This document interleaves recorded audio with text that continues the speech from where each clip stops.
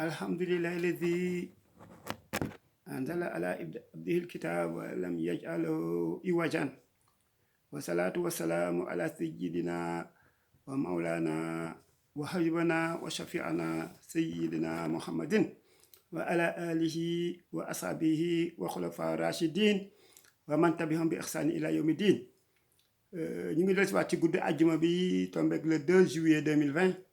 muy fukki fan ak benn ci zul xada wala nga ne zul xeqda waaw 1441 hijriyan. tey ñu ngi entamé la deuxième partie de la sourate 15 suratul hijr. c'est le dernier nag bi nga xam ni toujours avec les sourates avec sigle alif lam ra waaw bi mooy dernier bi waaw baada auzu billahi mina shaytaani rajim bismillahi rahmaani rahim alif lam ra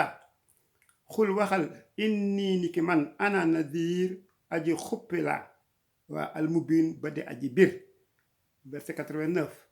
kama àndal na ni ku ñu wàcce woon yónni woon alal muxtasimin verset 90 al muxtasimina mooy ñi nga xam ne ils ont fragmenté les écritures saintes waaw maanaam ahlul kitab ñuy gëm lenn lu leen arrangé weddi li des te buur bi subhanahu wa taala mu ngi expliquer muxtasimiina ñooy alladina gaa yi nga xam ni jaalul quraan dañuy jël alquran diina waa ñu koy fragmenté mooy moom lay expliquer noonu mooy muxtasimin waaw la mission du prophète Seydina Muhammad sallallahu alayhi wa sallam c'était d'avertir les hommes avant que le châtiment mbugal le châtiment de Dieu ne s'abatte sur eux waaw parce que yonent bi sallallahu alayhi wa sallam yàlla mission moo doon mu xëpp nit ñi balaa mbugalu borom bi wàcce ci ñoom waaw comme ni mu mbugale woon génération yi ko jiitu moom yonent bi sallallahu alayhi wa sallam waaw ana ñaata génération ñaata maas waaw yoo xam ni dañu traité woon seeni yonent d'imposteur waaw daal di renier daal di weddi les messages yi nga xam ni moom lañ leen yónni woon messager yi waaw moo tax buur bi subhanahu wa taala wax ni siiru dox leen fil ardi ci suuf fanzuru ngeen gis kayfa kaana ni ko mu nekkee aqibatul mukadibin waaw nee na ngeen parcourir la terre waaw dem leen ci suuf ngeen wër waaw di ngeen gis di jeexatalu ñi nga xam ne dañu doon weddi borom bi waaw parce que c'est vestige yi ba léegi mu ngi fi waaw mu ngi ci àdduna bi am na foo xam ne boo fa demee rek gis ni ñi doon weddi borom bi weddi yonent yi c'est yàlla mbugal leen waaw dara des fa waaw dafay wax rek ni fa wa rabbuka waaw fa wa rabbuka maa ngi giñ ci sa borom waaw la nas'alannahum waaw fa wa rabbuka sa borom waaw la nas'alannahum dees na leen laaj ajmain mboole seen mooy dinañ leen laaj yowmal xiyaamat li nga xam di leen ko yónnee ñu lànk ne duñ ko gëm waaw verset 92 amma kaanu wëlis li nga xam ni kaanu nekkoon lu ñu yaxamadu di ko jëf waaw sur leur li nga xam ni moom lañ doon def waaw verset 93 fas dax nee na nga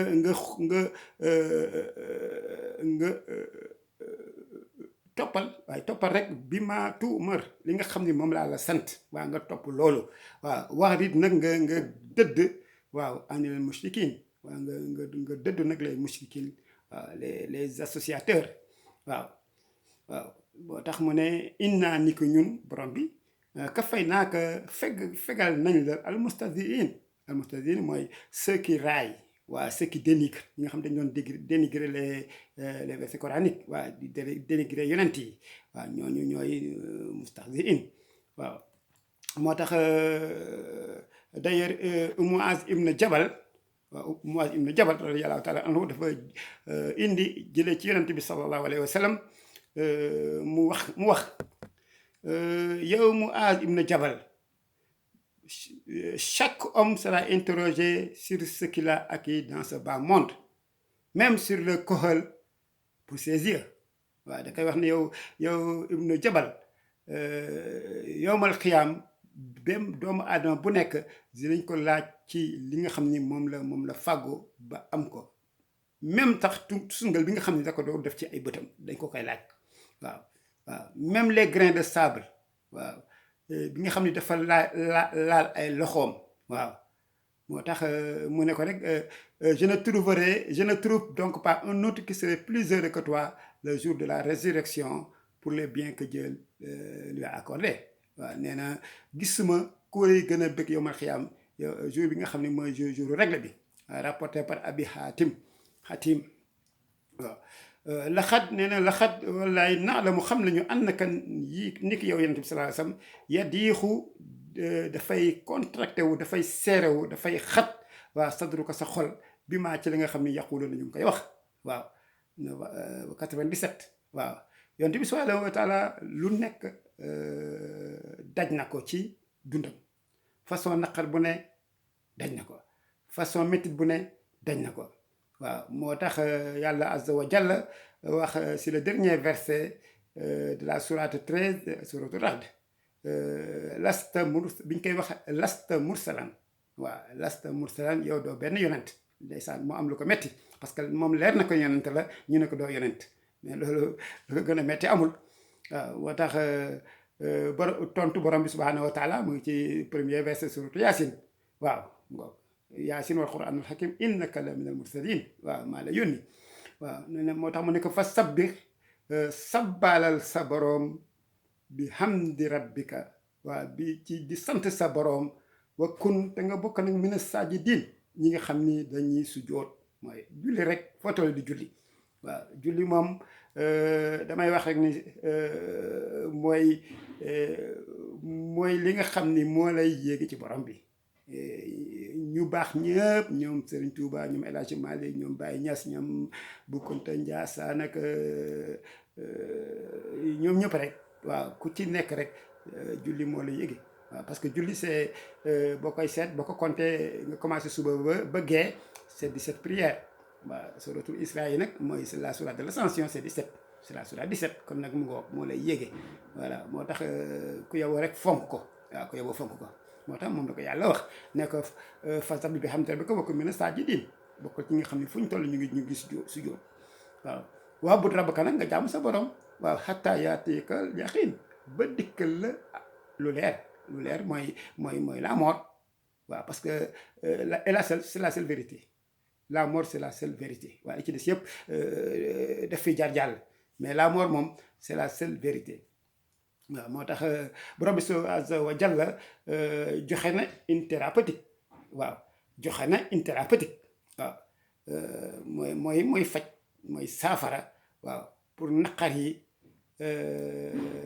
te bi mu ko joxee la ñu ko joxaale ñu nit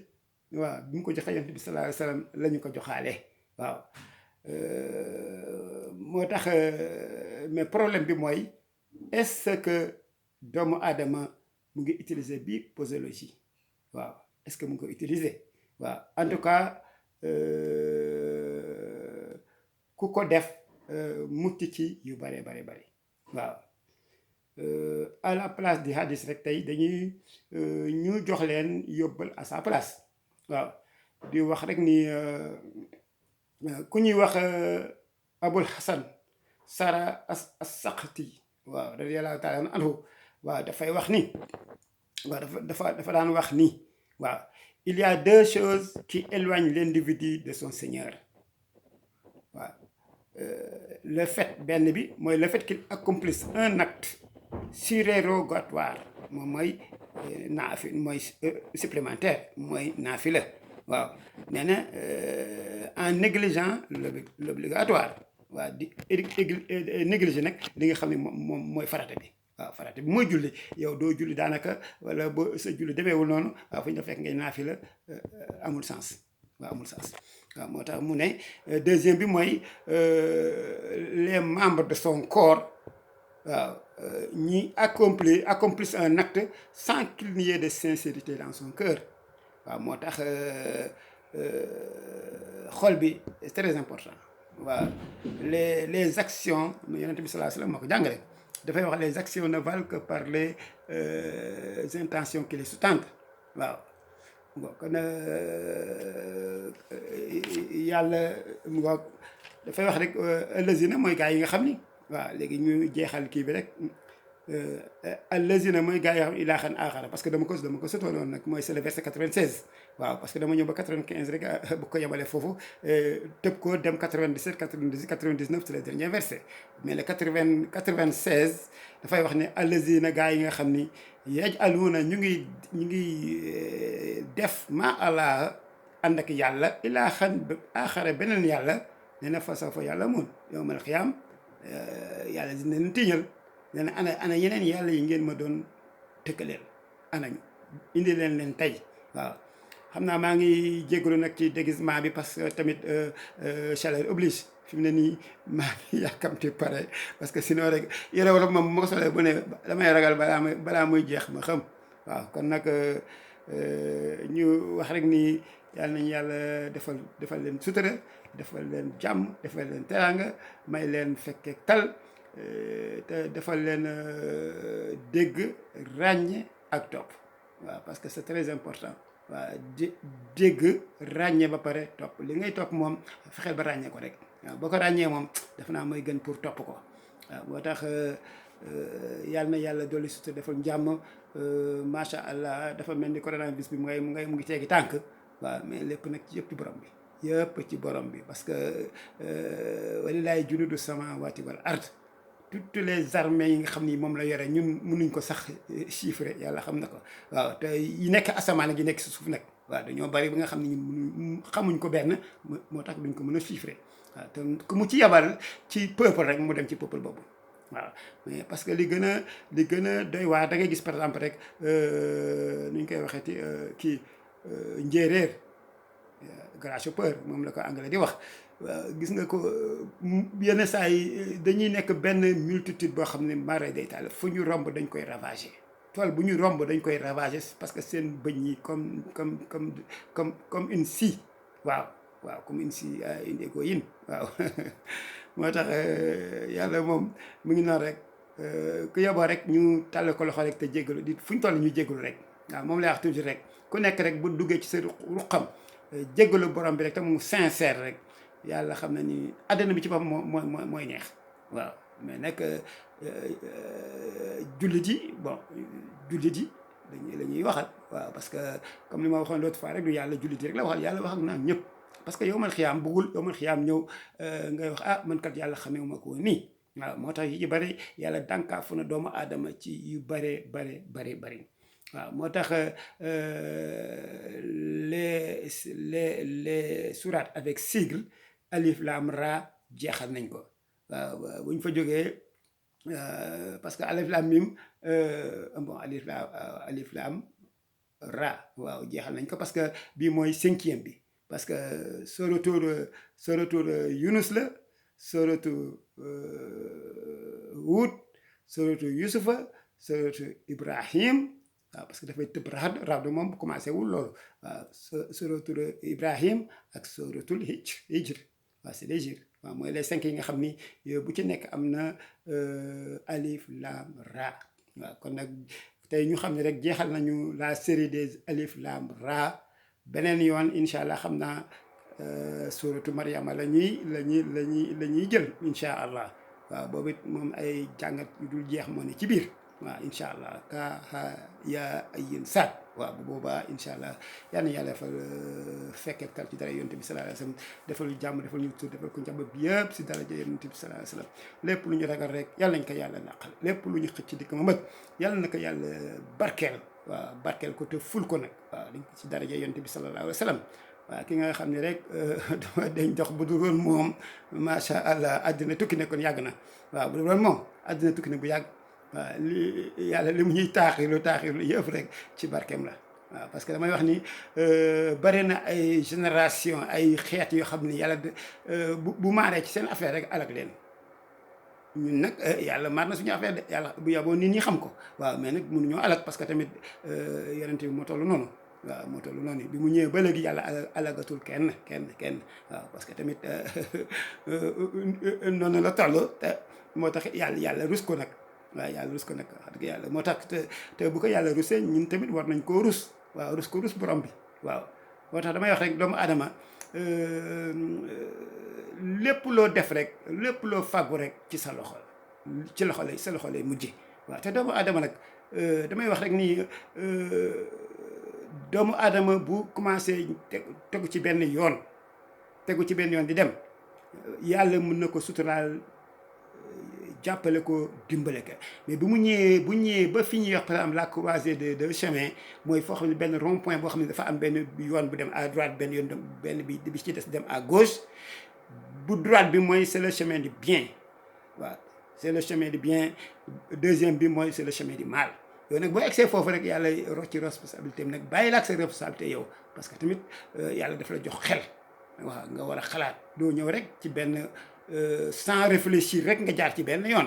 ok bu ne di nga ko xoolaat ko segg ko ba mu leer sa bopp moo tax nag yàlla responsabilité am day dégagé yow foofu di la seetaan nag waaw bu fekkee nag yow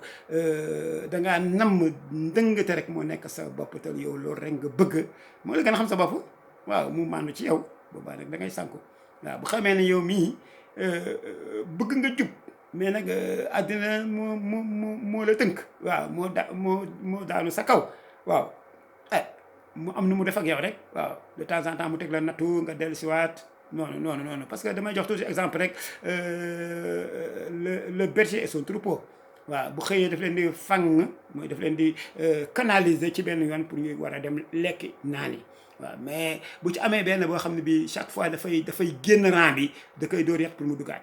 waaw chaque fois bu génnee mu dóor ko mu duggaat bu nee ba nag da koy bàyyi bukk yi lekk ko waaw buur bi tamit macha allah c'est comme ça qu'il fonctionne waaw moo tax yàlla defal jàmm defal ñu sutura defal ñu fekkeek tal waaw li ma koy ñaan bari na mais dafa am solo waaw fekkeek tal moom ku ko yàlla defal daanaka defal na la lu ne waaw moo tax ñu ñaanalante rek waaw parce que képp koy ñaanal rek war naa la ñaanal waaw macha allah li ngeen may ñaanal xeebu ma ko de yàlla xam na ne xeebu ma ko te maa ngi koy gis nag waaw moo tax ma ne fi ma toll nag dama leen di ñaanal waaw dama leen di ñaanal moo tax nag yàlla na yàlla nangu lépp rek ci daraja yonent bi ci barke yonent bi ñu fanaan jàmm الذين يستمعون القول ويتبعون احسنه اولئك الذين هداهم الله واولئك هم اولو الالباب البر لا يبلى والذنب لا ينسى والديان لا يموت افعل ما شئت وكما تدين تدان والعاقبه للمتقين في امان الله